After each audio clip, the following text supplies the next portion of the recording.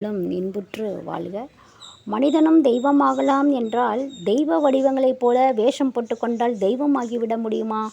முடியும் என்றால் அனுமார் வேஷமும் காளி வேஷமும் போட்டு தெருவில் ஆடிப்பாடி பிச்சை எடுக்கிறவர்கள் கடவுளாகி இருக்க வேண்டாமா?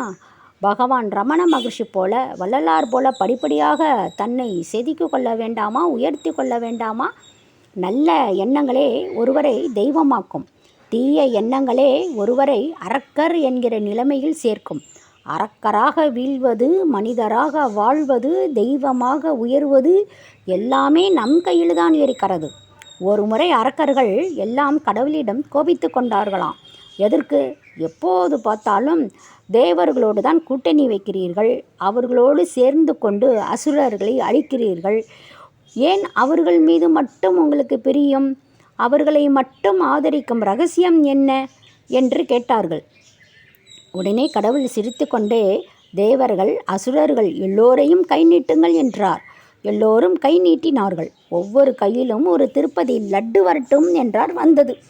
தேவர்கள் அசுரர்கள் எல்லோருக்கும் அதை சாப்பிட கொள்ளை பிரியம். எல்லோரும் கையை மடக்கி உண்ணப்போனார்கள். யாருக்கும் கை மடங்காது என்றார் கடவுள். போச்சு போச்சு, கைக்கு எட்டியது வாய்க்கு எட்டவில்லையே, எப்படியோ சாப்பிடுங்கள், கை மடங்காது, லட்டு கீழே விழாது என்று உத்தரவு போட்டுவிட்டு கடவுள் மறைந்தார். அரக்கர்கள் கீழே விழுந்து உருண்டு புரண்டு பார்த்தும் லட்டு சாப்பிட முடியவில்லை. சிறிது நேரத்தில் தேவர்கள் எல்லாம் லட்டு ஆனந்தமாக தின்றுவிட்டு திரும்பினர். அசுரர்களுக்கு சந்தேகம் வந்துவிட்டது. ஒருவேளை அவர்களுக்கு மட்டும் கையை மடங்கும்படி கடவுள் ஏதாவது கருணை காட்டியிருப்பாரோ என்று அவங்க நினைத்தார்கள். தேவர்களை எப்படி சாப்பிட்டீர்கள் என்று கேட்டார்கள்.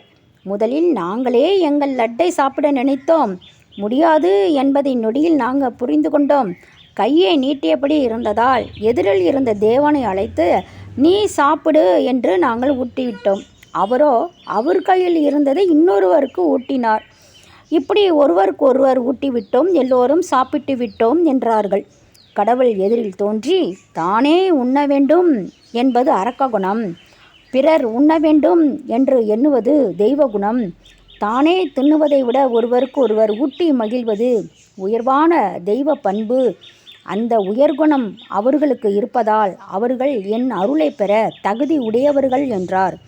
இது கதைதான் என்றாலும் உயர்ந்த குணங்கள், உயர்ந்த எண்ணங்களே ஒருவரை தெய்வமாக்கும் மந்திரகோள் என்று தெளிந்து செயல்பட உதவும். திருச்சிற்றம்பலம்.